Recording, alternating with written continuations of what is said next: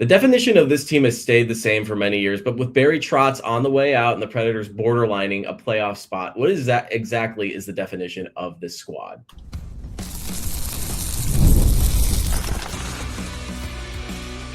You're Locked On Predators, your daily podcast on the Nashville Predators, part of the Locked On Podcast Network, your team every day. What's up, everybody? Welcome to another episode of the Locked On Predators podcast, part of the Locked On Podcast Network, now the #1 sports podcast network. Thank you for making us your first stop of the day. We are your free daily Nashville Predators podcast. I want to start off by shouting out all of our Locked On Predators podcast community and our everydayers who tune in to chat all things Preds every day. My name is Jack Williams, and I am the host of the Locked On Predators podcast and the Nashville Predators beat writer for the Hockey News. And today we have a special guest, getting some guests on the cast here during the Olympic break, filling up the gaps here and getting all different opinions going. We got Nick Kieser here from Lower Broad Hockey. He's a reporter covering the Preds all the time. It's great to have you here, Nick. Nick, how are you doing today?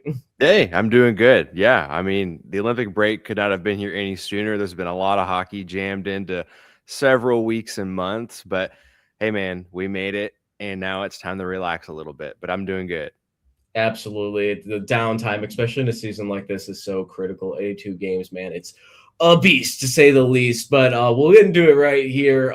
Kind of talking about defining the Preds in the first segment here today, which seemed to be a very broad question, essentially, because this team has so much going on. You're a guy that has seen this team grow from, a fan perspective into a professional perspective as well. You've been around the Nashville area, and this seems like it's a very big turning point this season, especially with Trotz on the way out. But talking about what's happening this season right now, I guess it's kind of been, I heard one of the phrases from the fans tell me that they're starting to Jekyll and Hyde again a little bit in relation to that, the Dr. Jekyll and Mr. Hyde tale or whatever it is. But what's allowed this team, in your opinion, to really get back in the playoff race and dig itself out of the basement? I mean, essentially, we saw in the beginning of the year, this looked like a team that was going into a hard rebuild, and suddenly they have been flirting with getting into the playoffs for the past month and a half now. Yeah, I mean, there's certainly a few different reasons, and they're all veteran-based, if you ask me. I mean, there's a few, supporting cast members like Matthew Wood and Ozzy Weisblatt and, Michael McCarron and Cole Smith and Tyson Joe's on the fourth line every now and then. Like, there's different factors as to maybe why some things are working, but very easily put, I think one player you cannot go without stating first, if you ask me, is seeing how Steven Stamkos has 24 goals in his last 35 games. He is tied with Connor McDavid since November 26th in that category in scoring. So, in my opinion, you don't do any of this without Steven Stamkos. You certainly don't do any of it without Ryan O'Reilly either, because Ryan O'Reilly has 43 points in his last 35 games, Jack. So I would say those two players for sure. And I would also go look at Philip Forsberg, who, we're not going to have a full February, as most fans put it. But, I mean, he kind of had that, or maybe he will have that in March. But those guys that have really driven the force on offense, it's really been those two players. And, Philip Forsberg will convert here and there on the power play. He'll convert 5-on-5 every now and then, but they've also been able to work in Luke Evangelista. He's been an awesome guy in the top six too. That's kind of come through after earning his contract. So I would say those guys, big reason as to why this team has turned it around. But also the way that they play structurally has changed a little bit, and that started to come out more. And I think now that they're, quote, battle tested, as Andrew Burnett has said several times to us, you and I both know, they feel more prepared for situations like they had on Monday and Wednesday night. So I think those two last home games before the break define who this team was trying to be and maybe who they would like to be after the break as well.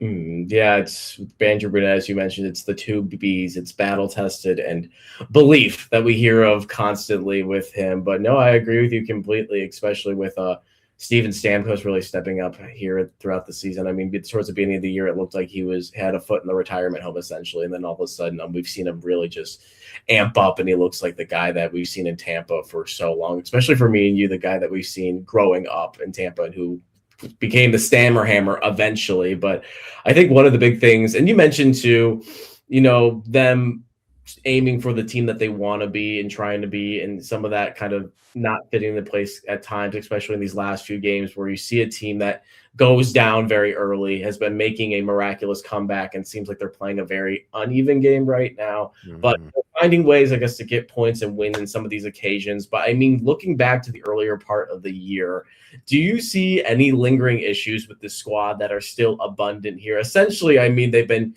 kind of in a mid area right now, kind of pushing towards the playoffs, not getting over. So there's something that's been holding them back a little bit more. Do you think those lingering issues, or the issues they have currently, come from the beginning part of the year? Well, it becomes from the beginning part of them starting games. Like, let's just start there. Like, they clearly have to work on how they're coming out of the gates night after night after night. And I mean, they've been scored on first 39 times. I mean, let's be real here. Yeah. I mean, and I expressed this to you at the last home game, which was, it's amazing to think about how many times they've been scored on and actually still won. So I think that number's 15 games out of 39 that they have actually come back to win after trailing first. Now, that's not like, gonna define your entire season, but it certainly does tell your room what your biggest issue is. It's, okay, are we starting on time the way that we need to? And when we score first, are we maintaining the ability to play hard? And I think that's something that they kind of struggle with, is they're trying to find a rhythm against all these different teams, when in actuality, I think when they come all together and they're trying to do the same thing night after night, that's when you become a lot more successful. And that's something that they've had a harder time doing this year. But when they do win these games, they get pissed off and they get aggravated, and they truly are frustrated with, that wasn't good enough. Let's play better from here on out, the rest of the 40 or 20 minutes left that they have left. So I think that's something that lingers for me. I would also like to point out that defensively, and not to give UC Saros benefit of the doubt, I mean, to some degree, yes, but he wasn't very good last week. But I think for him, the defensive structure at times is very inconsistent. They do a hard job. I understand that. I was a defenseman myself, so I can understand what I'm looking for in watching this team. I think what they do a really good job of, Jack, is they do a good job of being aware of where the puck is going to be. However, when you're Nick Blankenberg and a puck goes off your skate like it did the other night, things like that, it's just, you kind of have to wear your hard hat and go to work and just forget about it. But I think for this team overarchingly, what I find is a lot of the time they're letting teams get to the inside a little bit too easy. And so I think a guy like a Brady Shea has gotten better at that.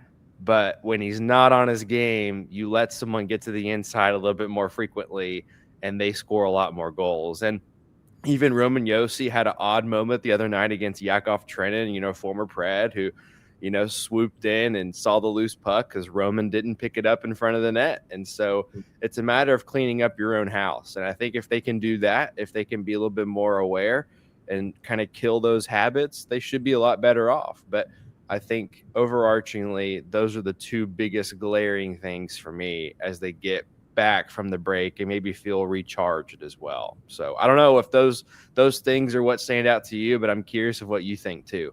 Yeah, I mean, I think a lot of what you said I agree with completely. I also want to add to that Nick's picked up some amazing stats that he's thrown out this year. Last post game, he said the 39 times that they've started out behind the game. And he threw that towards Andrew Burnett, and he kind of made I don't know if I saw it right. It looked like he made 38 was at the time, because then 39 was Washington the other night. Yeah. I mean, I threw the number because he knows the number. I'm sure he knows the number, but I like to get the reaction. Obviously, that's our job, is to understand how they're thinking. And so why not? Like, that's something I will do every now and then. But anyway. Of course. No, yeah, but I agree completely, especially on the defensive side of things. That's where I've been kind of that's been kind of setting me off a little bit and watching some of these highlights back. UC Saros and Eustace Ananen, aren't 100% on their game, but they're still solid goaltenders. This is still a pretty good tandem. I mean, one of them is representing Finland at the Olympics right now, so he has to be doing something right. And he was the glue to a lot of what they were doing in the early part of the year when they were so bad. He was giving them a chance in like 1-goal games essentially. But where I've been kind of like what's kind of been nagging at me lately is what I've been seeing from the defense specifically. Just I guess the slot management, in my opinion, has been really rough. Right. And as you mentioned, getting into the inside, where especially during the games against the Oilers, where we really saw it, where essentially they were just letting anyone into that area of the ice, and it didn't seem like they were really clamping down on star players. And like I kind of have the understanding that, okay, you want to treat every opponent the same, you want to treat every player the same when you're defending them and going up against them. However, when you have someone, especially a team where you have guys like Leon Draisaitl and Connor McDavid on the same squad, you got to look at that a little bit differently. So, I mean, it seemed like in that game, it seemed like a consistent problem that they had was even more overexposed just because of the caliber of player they were going up against. But that's kind of the thing that's been nagging at me a little bit. And then, last game we saw some plays where guys were kind of just sliding right into that middle part of the ice. Or I think another thing I've been seeing too is teams find a way to just sway the Predators defense to one side of the ice, and it will either open up the left or right side, and that allows whoever to come in and score. So those are and I'd love to hear your perspective on that too, from the defensive perspective. I played at wing, so I was essentially the guy sitting at the hash marks on the board, constantly asking for the puck, and then if it goes to the other side, I just mosey myself over to the slot to the breakout. But that's kind of the thing I've been seeing lately. I've been kind of been like, what is this? And and it's easier said than done, of course. But I want to see like you said, I think you agree with just it's been a lot of what's going into the inside, and too much is coming to the inside essentially. Exactly. And I think too, like a really good example that I even noticed last year when the Preds weren't doing so hot, one thing that they kind of got lackadaisical with was the defenseman actually finding the outlet pass with the winger. And I think what I find is when teams are successful in transition, there's not that many gaffes when they're trying to swing back around and the winger comes back and he's trying to capture a pass, or he's trying to set himself up to receive a pass. And so I think that's something that is really simple. Like that's, basic hockey, like you should know to be in your spot. But like you mentioned being a wing, me being a defenseman, like I'm going to be looking for somebody, like I'm going to have my head up and look up the ice. Like, or if someone's streaking down a lane that nobody's covering, then obviously that could be a great stretch pass. But there's all kinds of different things that you can look for in situations like that. But I think one thing I notice, and Willie Donick, my dear friend on on Preds TV, has talked a lot about how much of a difference that this team has when they're able to find each other on the ice. And so I think it's really interesting to me that they really beat the drum of really just how good they've been trying to be all year long. And so, I mean, for me, like what I'm more interested in as they move forward as well is, they're trying as hard as they can, but at the same time, is that something they can be consistent with? Is there are there facets to their game where, okay, we're actually improved and we're going to maintain this? Or is this a flash in the pan, and is this something that they can keep going? And I know Ryan O'Reilly wants to hold them up to that standard. Trust me, like there are several guys in that room that really, really do. But I also think that there's going to be some guys that are maybe thinking a little bit more about their future when they get back, and maybe they have time to sit and think about it during this break too. So, I mean, from what I was kind of like, grasping over the last few weeks, there were conversations about several players, but nothing really came to fruition. I think a lot of teams don't want to pull the trigger on much because they're just going to have them sitting around. And then, there's not really much just to do with those new players yet. But I think Nashville's also trying to give themselves time right now too. So, but back to like on the ice, like I'm more interested too in just the way that maybe they like adjust to other teams. You mentioned Edmonton as a really good example. It's like when you start playing these higher caliber teams, these playoff teams, before you get to March, like the end of March, it's like, we're gonna know who we are by then. But right now, like, are we gonna be able to handle these guys? Like they almost couldn't handle St. Louis like last week. So it's weird to me that they have a night like that to start off and they are able to come back. Like that does define you pretty well. So we'll see if they can keep that up, Jack. But I mean, I'm not exactly sure. So it's something else for sure. And another brunette word we hear constantly is consistency. And that's the big thing we've been waiting for. But you mentioned it a little bit. Some of the guys that might be thinking about their future with this team and, whether they have a choice in that or not, essentially with the trade deadline coming up. Coming up next, we're going to talk about just potential deals that may be happening at the trade deadline, as that seems to be a very popular topic going on right now. It's been popular since October, but we're going to get into that right after the break. New year, new systems. This is the time when a lot of us look back at the messier parts of our lives and think about how we're running our businesses and think there has to be a better way. And there is. Streamlining your communications is one of the quickest upgrades you can make. That's why today's episode is brought to you by Quo, spelled Quo, the smarter way to run your business communications. Because when your team is reachable, organized, and communicating in one place, you're not just working cleaner, you're creating more opportunities to connect with customers. I love how simple Quo makes everything. Your whole team can call and text from one shared business number, so nothing gets missed. Everyone sees the full conversation thread, which makes replies faster and more personal.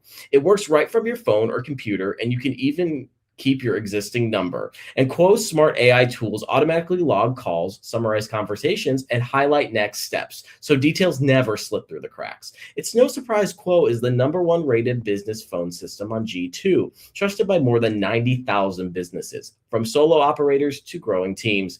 Make this a year where no opportunity and no customer slips through the cracks. Try Quo for free, plus get 20% off your first 6 months when you go to quo.com/lockedonnhl. That's quo.com/lockedonnhl. Quo, no missed calls, no missed customers.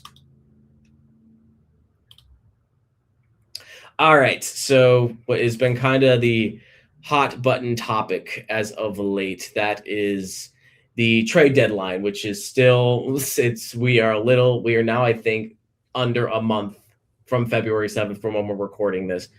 Now we're under a month to this moment of when that trade deadline comes into place. Obviously, management is going to be involved in having conversations about what they want to do during this break. Obviously, they can't do anything right now with the freeze in place. But when that comes into place, you can expect things to start picking up in those first 5 games that the Preds have going. And it's kind of right now, what in the world does this team want to do? I know fans have something that they want the team to do, but the team and the management's in a weird position right now, essentially, of they're kind of in a bubble in the standings right now where you have the room and capacity to add on and try to push for a playoff spot, or you could essentially do, which is leaning to be kind of a little bit of a less popular thing, in my opinion, tear everything down and go to a deeper step of the rebuild. But Nick, looking right now and kind of weighing it out before we get into the details of it, what situation do you think this team is in when we're talking about the trade deadline of it all and everything coming up? I think they'll end up being more of like a conservative seller, honestly. I think what we've got here, just to lay it out really quickly, there are, I think, 8 different free agents on the Preds roster right now going into the summertime, and most of them are UFAs. Aside from like, an RFA, like a Fedor Svechkov, like there's not much really going on in that regard.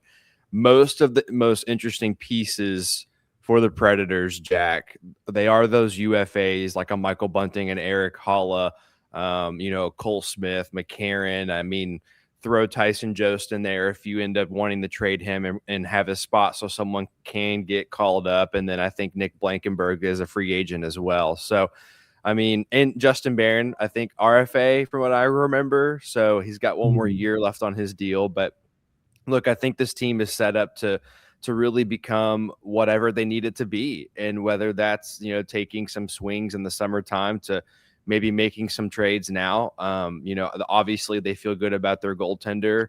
They extended Justus Sonnen like over a month ago now. So they're all good there. There's not much down there anyway, but I think staying with what their approach is, I think they will have to kind of take a look at maybe acquiring some draft capital, but maybe flipping and grabbing someone else that's either on some kind of expiring deal or maybe a little bit of term. I don't think that's been a theme that we've heard from Barry Trotz during his radio hits. Is I haven't heard him really mention like trying to find some guys with a little bit of term.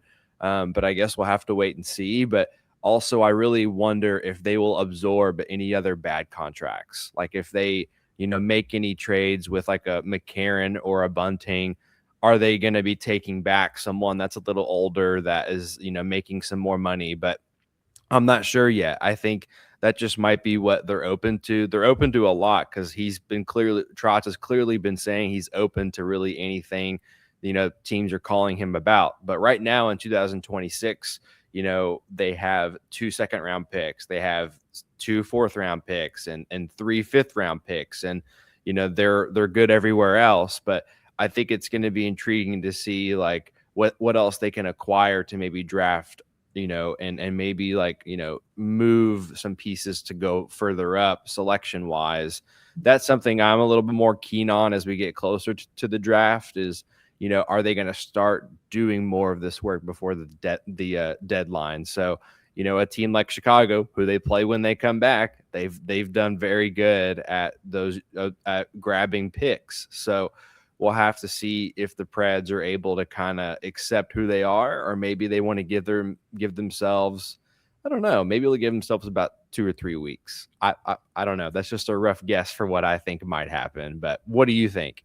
Yeah, I mean, I agree too, and just kind of being a little bit in being a conservative buyer, as you mentioned, and or seller, and adding, I guess, supplemental piece if we're talking about guys on the roster right now. Just I think in ways of how you be better in the moment without making giant moves. Because being realistic, I don't think this team is going to make any gigantic moves at all. They're not really in the position to do that right now.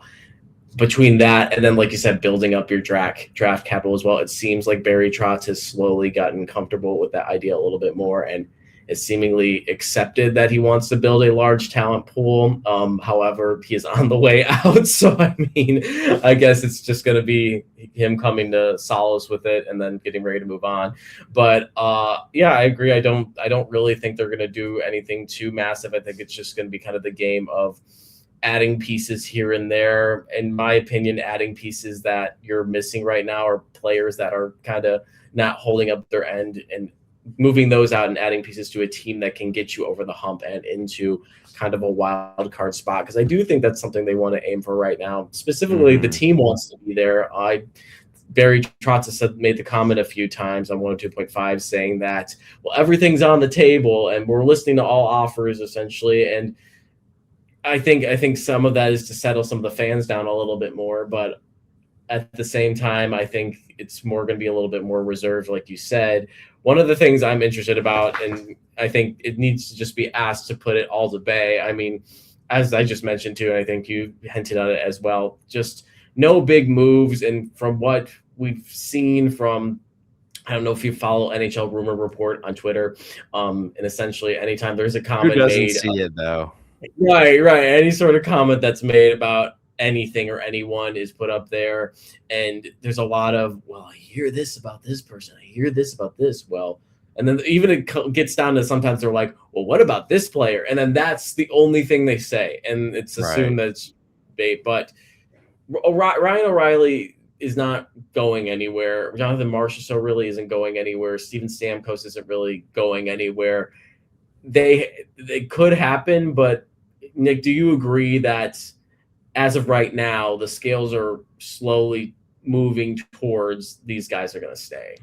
I mean, there's a good chance that is the case. And that rumor report, it's not gospel, but it certainly does keep track of what's going on. So I can appreciate the whole grind there for what whoever runs that account does. I understand it. But look, I think one other thing I may have even seen from this account, but I think there is some validity to it, especially because I've talked to this player about his family and then playing hockey. I do think Jonathan Marchessault is very keen on being in an area where hockey matters in the community to him. So he just came from a place that was like that too. So keep that in mind. Now, the Predators hockey community in town is only getting better. I mean, I've been around it my whole life, but I know he's happy with it because I've talked to him about it ever since he got here. So I'm interested to see if that really does sway his opinion to end up accepting a trade. I mean, that would be wild to hear. Like, I don't know. But I think listening to guys like O'Reilly, I'm going to tell you right now, like from what I understand and from what I have gathered and even like heard at times, even over the course of the last 2 years, is he is sticking with the plan. He is sticking with the idea of what the team is trying to be.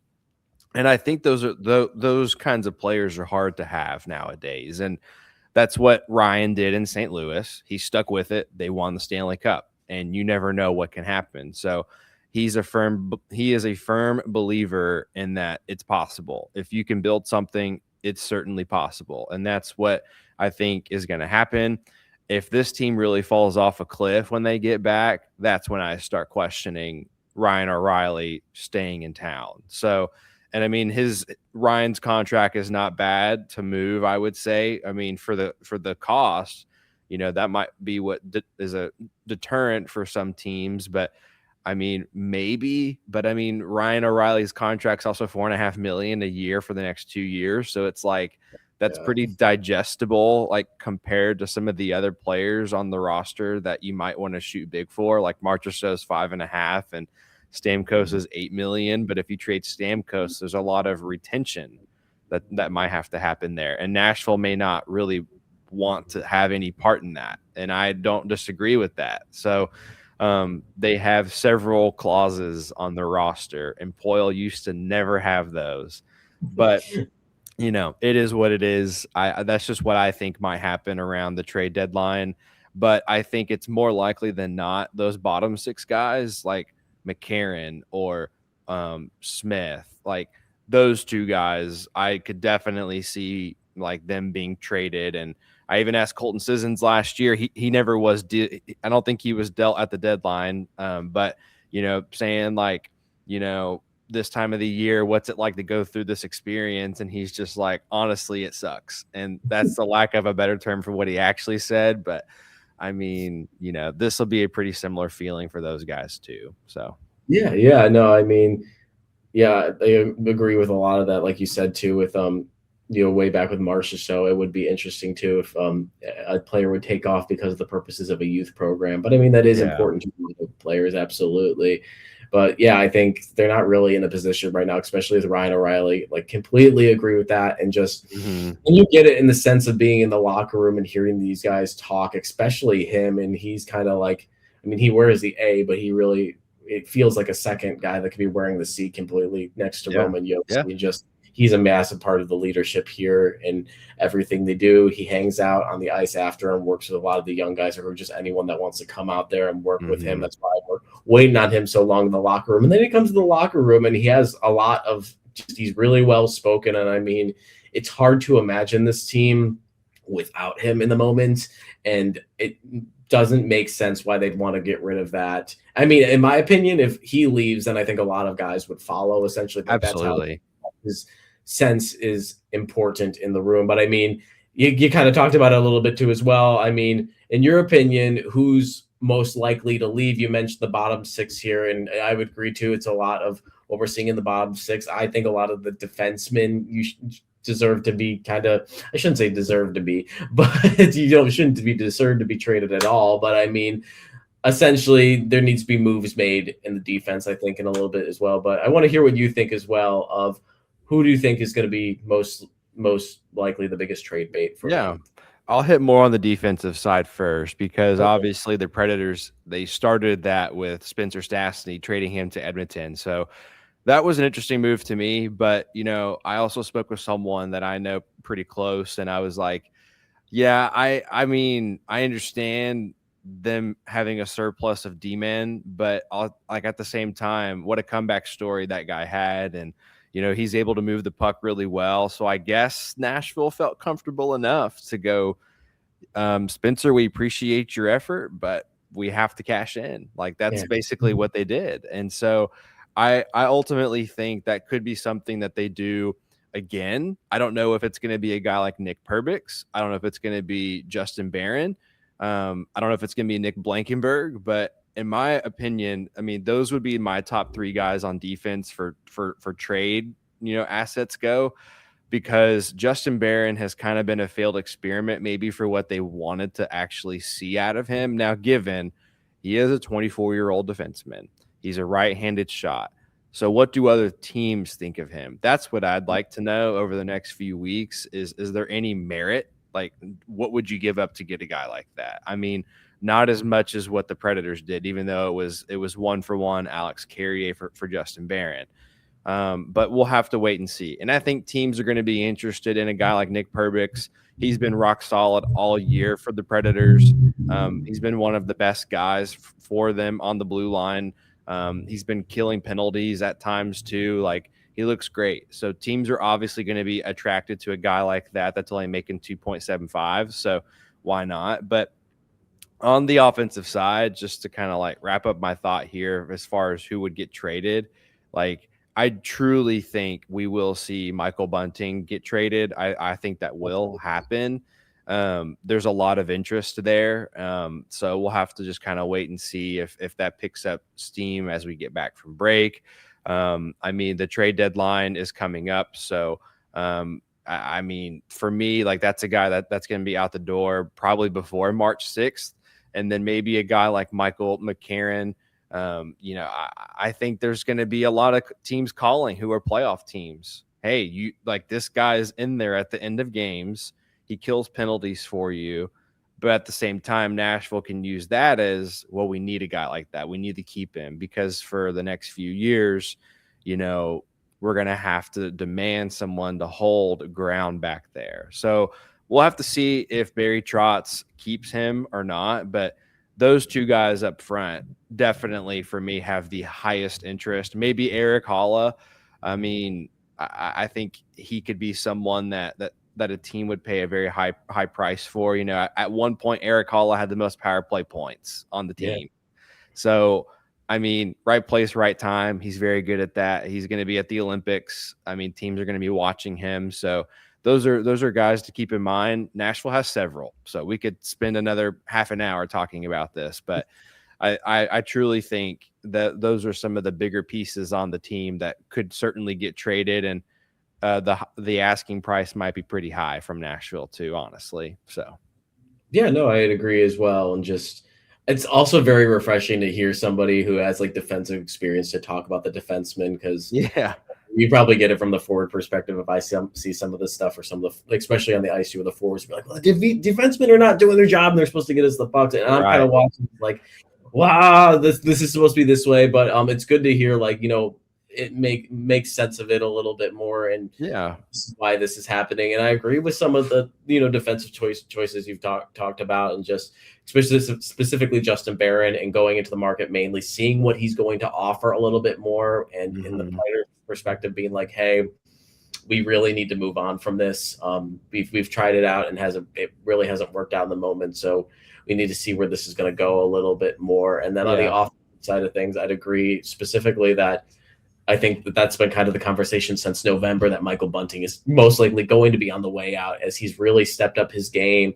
He's really taken kind of the penalty aspect out of his game a little bit more, and kind of fueled that into his offense, which it's very hard to do in this league, because essentially a lot of guys come into roles of where they're expected to be kind of enforcers, guys that are, racking up penalties essentially. And he's really made that switch very well this year. And especially in the beginning of the year, where a lot of stuff wasn't going right, he was one of those few things that was really stepping out. I agree with Eric Halla too.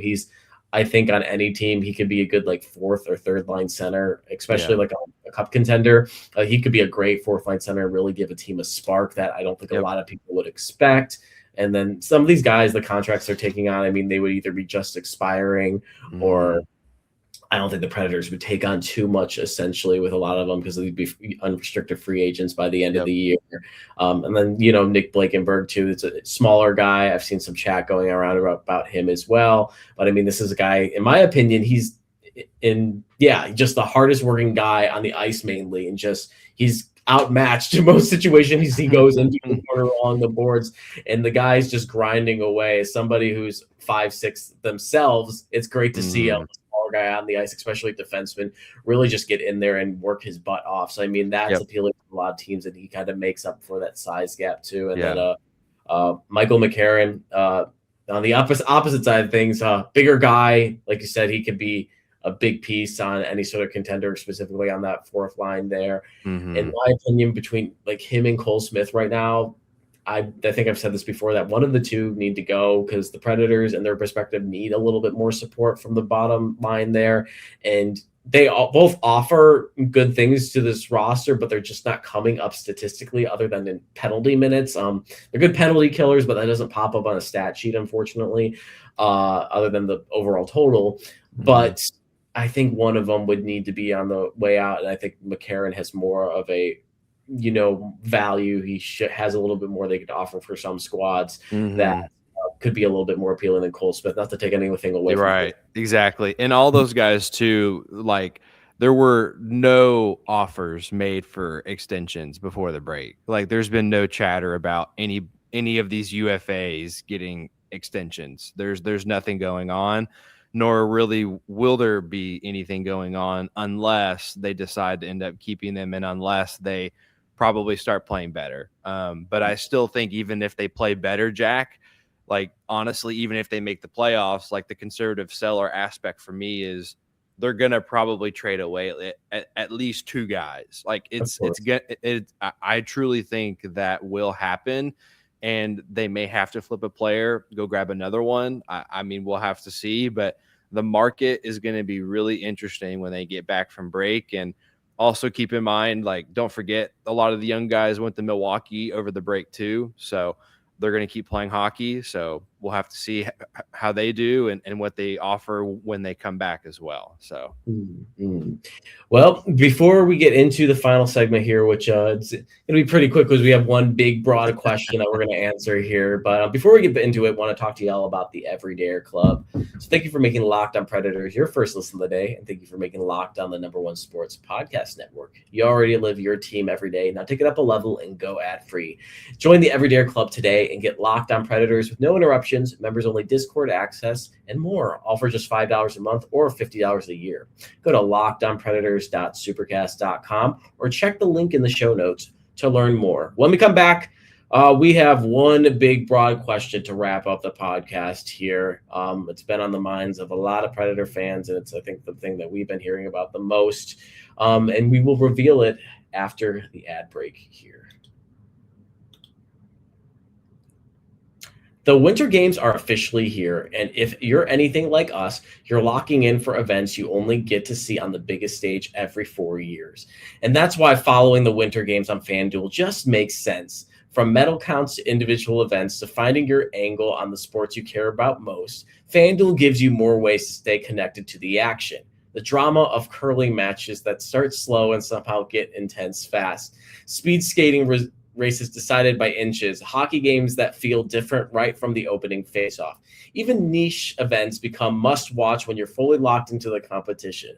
FanDuel keeps the entire Olympic experience engaging from start to finish. The Winter Olympics are on, and there's no better way to follow them than FanDuel. FanDuel, play your game. All right, so wrapping it up here, one big question, and we could very much thoroughly invest into it is, and I think we've kind of answered it throughout the podcast here, but it's good to answer it straightforward. I've seen a lot of chat of it lately just because the trade deadline's coming up, but in the moments, does this team push for a playoff spot, or do they invest in a deeper level of a rebuild? If we want to put it bluntly, do they continue playing the way they do and try to amplify that, or do they tank? And strength of schedule kind of plays a part in it, but I honestly think they just miss out. That's what I think happens, honestly. They will just miss out on the playoffs. They went into the break 4 points back. And if you ask me, and if I'm just a fan in general too, Jack, like it would be really appealing to see a team like Anaheim and San Jose maybe make the playoffs again. Like that would certainly be something I would look forward to, is to seeing how they would react to being in the playoffs. Obviously, those are two teams that, rebuilt who they are, and that would be really fun to watch those fly high offenses. No pun intended if you're the Ducks, but I also like that LA is still in the game. They obviously traded for Artemi Panarin, so they're going to be guns a-blazing when they come out of break, hopefully. So maybe that opens up some more depth for change in the standings. But Seattle's also kind of dictating what's going on right now too. So if they fall back, maybe that leaves Nashville some room. So, but I honestly think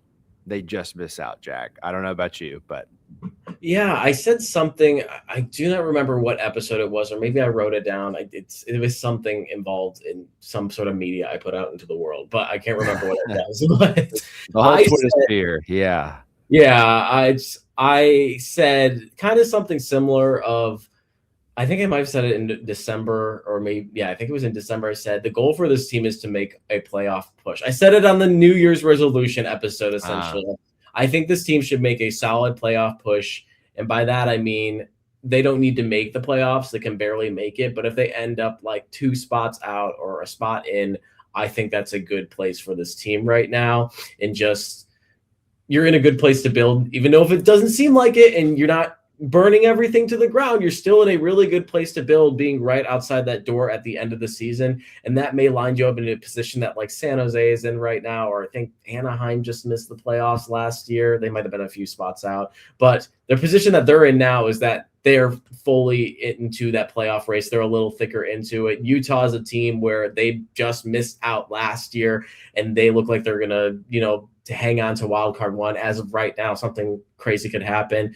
And I mean, like you said too, with the teams out in California, you're seeing a lot of really good things from them. The Kings have been a very fun team. The Ducks are seemingly building towards something really big. And then a team, in my opinion, who has the most potential out within those 3 squads is San Jose. Essentially, it seems like their rebuild had you could argue it was a year or 2 fast forward right now, and that they're in that playoff race. If it was kind of a normal rebuild and bringing in a number 1 overall pick, they would still be in kind of a position the Predators are in right now, where they're kind of hinting at the playoffs a little bit more. But they seem like they're really going to be in it, and watching a few of those games too, they look like a playoff team.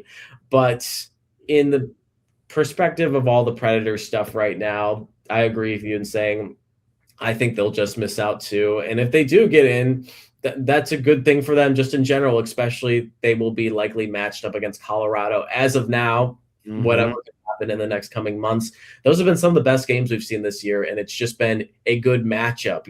Obviously Colorado has a vastly better record, but these teams just match up very well, and that could lead to a really exciting first-round series. But no, I agree. It's just, if this team comes up to the door of it, which seems very likely, I don't see that as a loss as well. And it gives you a good building place, even if it's not even if it's not bringing in the tanks down Broadway and getting ready to just shell everything out. There's still a good building piece there, even if people aren't getting, what the Sharks did or what the Blackhawks did, or any team that was bad for a really long time. They're going to be like the Oilers, who had like in the 2010s, like 3 first overall picks in a row. So, I mean, it's not going to be like that, but this is in a good position to build, in my opinion. Yeah, I completely agree with you there. But yeah, the East is a lot tighter of a race, and that's okay. But, the NHL has been a fun league this year. But yeah, kind of like touching back on the wild card briefly, it will be interesting to see, like, if San Jose does start to separate themselves, because I obviously said what I said, but I do see them as a playoff team. Like, they very well could be.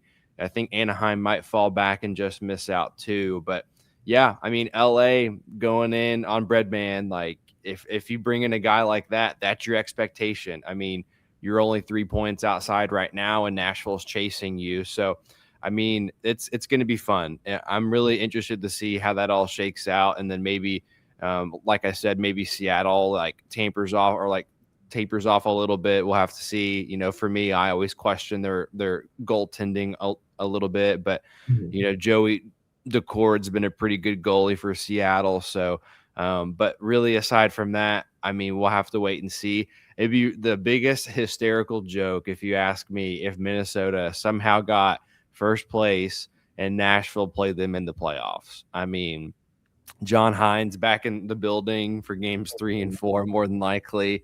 And then the Preds playing them in the first round for the first time ever. I mean, that would be just funny to me. So, but I doubt that happens. And every single game is going to go to overtime, essentially, because that's man. Those have been the wildest games this year. But yeah. Andrew Burnett has a long history with the Wild too, so you know that could be fun for sure. But yeah, that kind of wraps things up here. Nick, where can everybody find all of your stuff, your handles, all of that?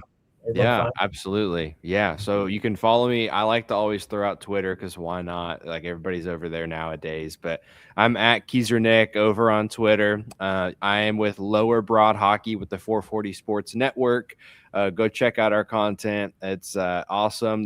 The shows are awesome. The writing is a lot of me, but you should come over and come check it out. A lot of just in-depth stuff on the team, and then right now I'm filling in for one John Glennon here in Nashville over at the Nashville Post, kind of freelancing for the next few weeks. So yeah, staying busy, my friend, but that's where everybody can kind of follow my work as of right now. So yeah, Nick's one of the regulars in the press box, and one of my seat buddies as well. So that's right. It's always a good time for sure. But I'm Jack G. Williams on Twitter/X. You can find all my stuff at the Hockey News Nashville Predators. If you guys are just interested in Locked On Predators, we're LO_Predators. Facebook and Instagram, we're just Locked On Predators. And again, if you guys are interested in that Everydayer Club, $5 a month, $50 a year, a bargain. You get ad-free audio, members-only Discord access, so you don't need. Oh my gosh, do not need to hear me stumble over ads like I am doing right now in the outro. But Everydayer Club, if you guys are interested, feel free to check it out. Nick, thank you for coming on. Always appreciate you. And appreciate you guys. Thank you for listening to another episode of Locked On Predators. And I will see you guys tomorrow. Thank you for listening to another episode of the Locked On Predators podcast.